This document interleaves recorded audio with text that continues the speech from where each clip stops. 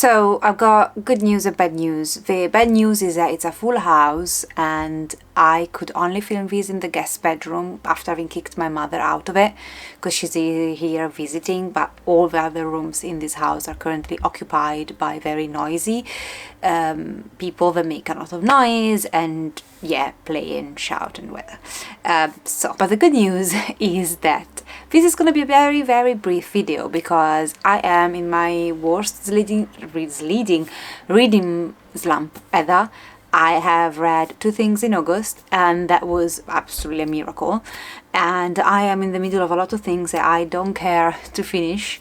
And I will push myself to try and sort those out and try to read those in September. I know it's not a good idea pushing myself through reading the stuff I don't want to read, but those are very important titles, and when important I mean just popular, not very important but popular, and I don't want to give up on them just because of my mood. But at the same time, there's a part of me that just says, go pick up just horror books, try read those, see if you can get out of a slump. So my commitment to this month reading plan for September is I'm going to make an effort to really push myself to read through things I am in the middle of.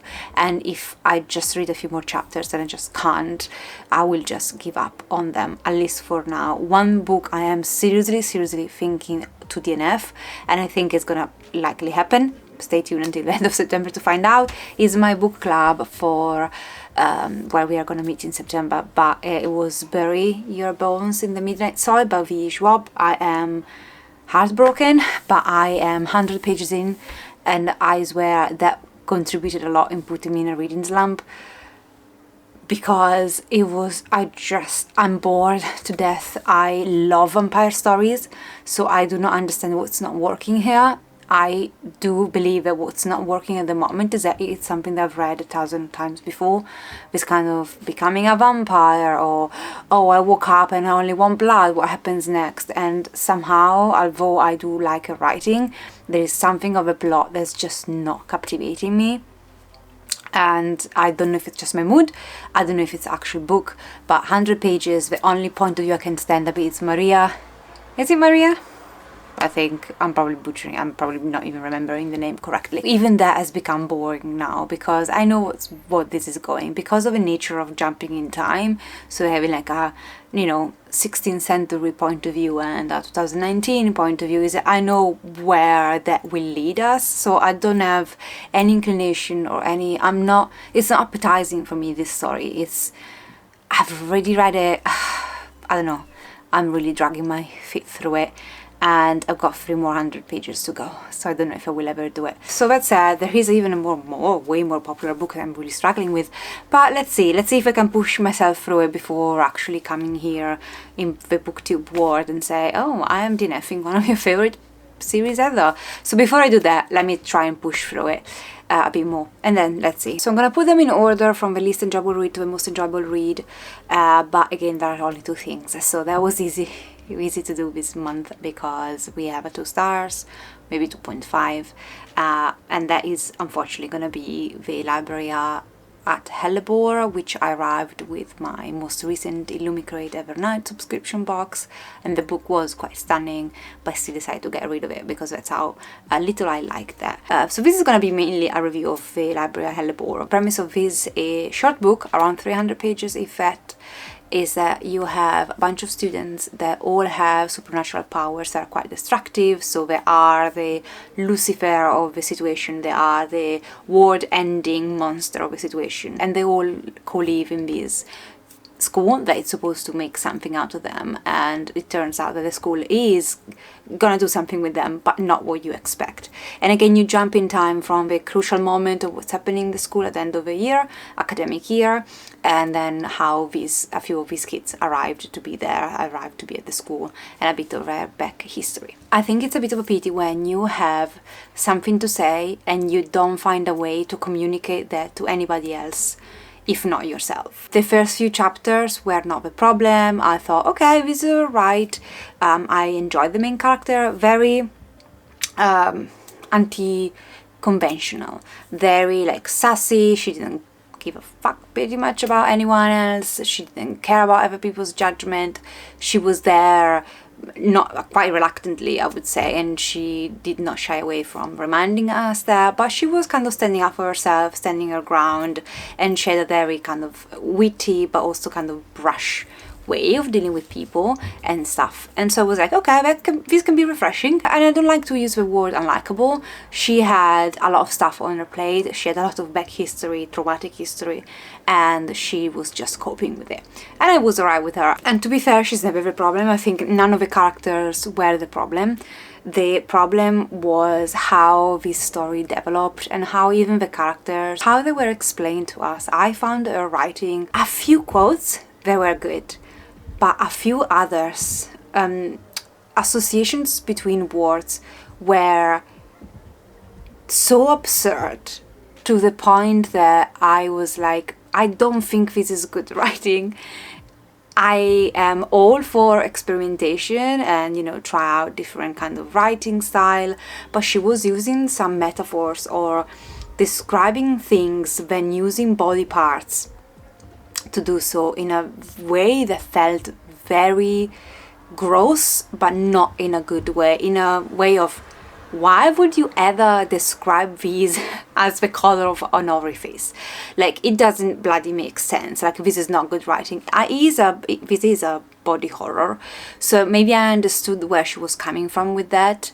I just thought, like, you don't need to write certain sentences for me to appreciate your body horror. Must say, if you are into body horror, complete splatter, disgusting things, this is probably something that you might enjoy. It's extremely gruesome. And as I was actually having some stomach issues, I found these exacerbating my nausea 1000%. So on that side of things, that's not a critique though. I actually find it quite gross, and as someone who enjoys horror, that was a positive thing. One other thing, apart from my issues with her writing, I think, you know, you do you, but at times I thought, who can enjoy this kind of writing? Like, it's even if it's a simple thing she's explaining, she does it in such convoluted way that I think it's quite unnecessary.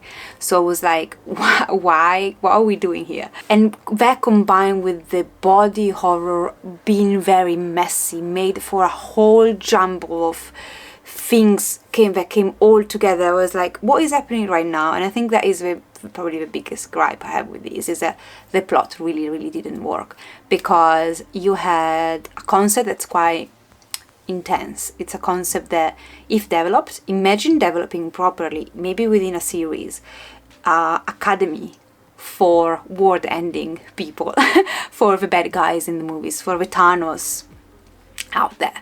That would be so cool. That's what drew me to this book. I was like, this sounds amazing. And then I find myself with this small book in my hands, and I thought, how can you make this work? And she couldn't, in my opinion. You're thrown in the midst of the plot, and then you're fed bits and bobs on how we got there, but in a very jumbled up mess, and in a way with so many few pages, and this is standalone, that does not allow you to really appreciate what's happening and to really then care. Because I was just like, you're reading a splatter book for the sake of seeing people being split in two and die in the most horrible ways, but you have a very cool concept. So it's like watching Final Fantasy, the movies, but you've got such intriguing characters that you're like, why did you write Final Fantasy? Why did you not write actually a dark academia with some elements of horror in it? Why do you not expand it, develop it? Okay, that's how it felt. It felt like a wasted idea. It felt like there's a good potential that was completely butchered by your idea of this specific plot. And that bothered me quite a lot. The ending was like, oh, maybe we get a big reveal of whether. The ending was super vague as well. We have maybe one chapter I enjoyed.